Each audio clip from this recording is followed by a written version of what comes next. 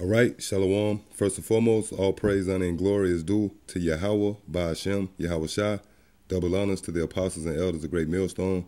Honors to you brothers also laboring in his work in all true faith and sincerity.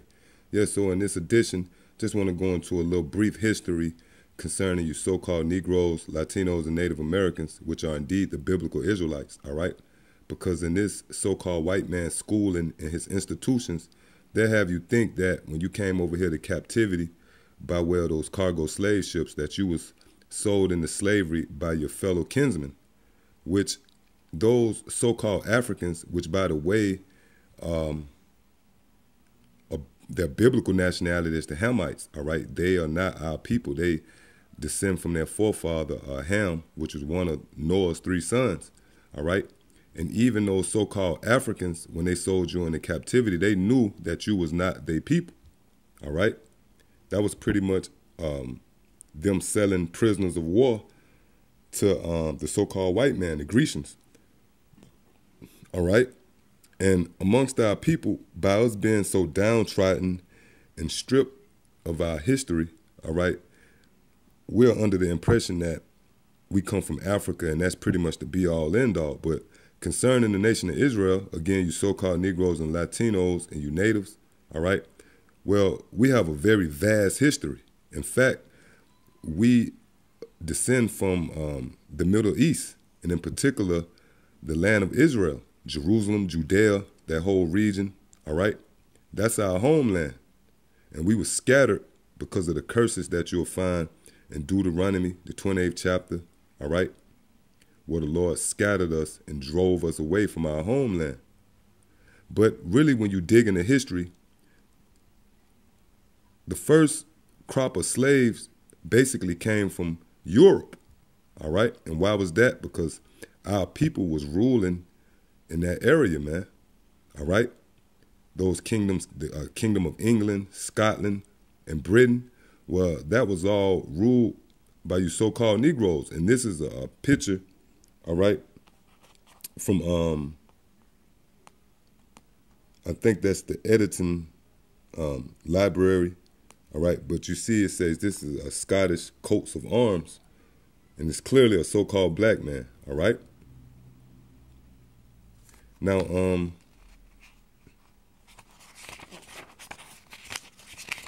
want to go into this book, which got a lot of heavy information, all right?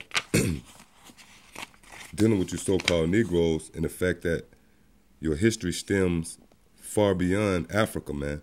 And by the way, the only reason we was on the west coast of Africa when we went into captivity is because we was fleeing from the Roman persecution of 70 AD. And you can actually research that, all right? We was fleeing from the Roman onslaught, which the Romans were the so-called white people, man. And you see that same struggle, all right, is going on today.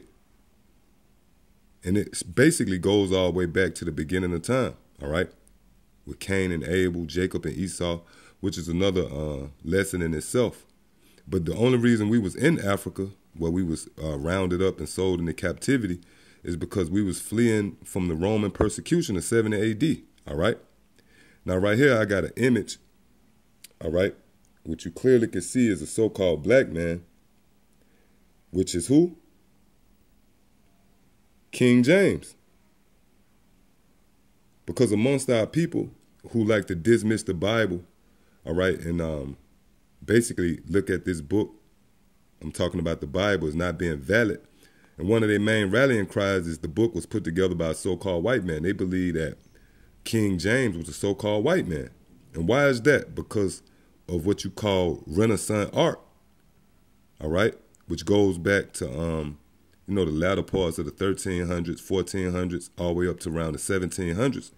Well, the so-called white man, when they conquered us, they actually repainted the images to so-called white people, man, all right, which is known as iconoclasm or iconoclasm, which means the destruction of icons or images.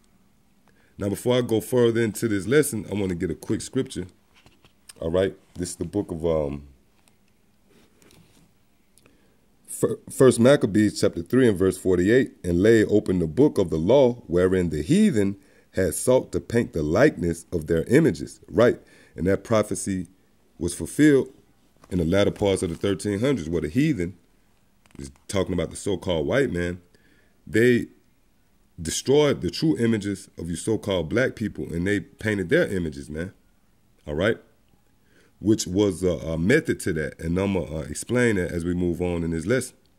Now, I want to go into a little of this information. All right, you see right there in bold letters, it says, they know who they are. Now, I want to read from that point down. It says, while I was working on these images, I began to see that this Solemn League document, by the way, that Solemn League document was the three kingdoms, England, Britain, and Scotland, which was all so-called Negroes, making a pact with each other, or a covenant, all right? And there was a reason why they did that. It says, while I was up working on these images, I began to see that the Solemn League document was a subtle way of the three kingdoms to actually take a census, because the people had to sign their names and give personal information.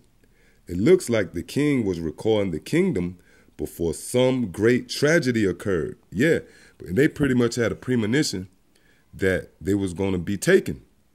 All right, so they was mindful to preserve the books, preserve the Bible, all right, preserve certain records, which the so-called white man ultimately came in and destroyed a lot of those records, man, and destroyed a lot of those images. That's why today you people think that you damn Africans, all right? Now, I want to go to that right here. You say that Solemn League document. We're going to actually read that document, all right? So it says, a solemn league and covenant for reformation and defense of religion, right? Because our people were the true keepers of the covenant.